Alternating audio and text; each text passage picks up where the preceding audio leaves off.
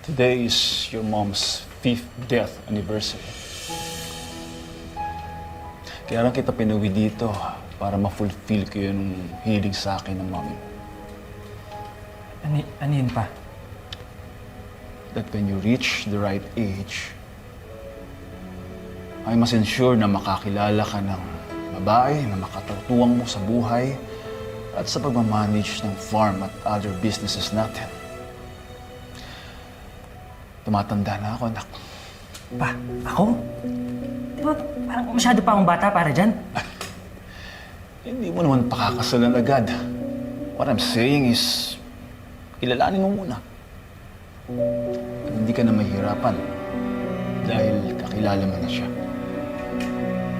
Kaklase mo siya nung elementary ka sa Montessori. Elementary? Sino ba yan, pa? Last week ko lang ulit siya nakita. Matagal siya sa US with her family. Si Charlene. Charlene Esteban. Si Charlene? Yung laging nangaaway sa akin ng elementary. Pa, sinaksak ako ng lapis doon sa likod.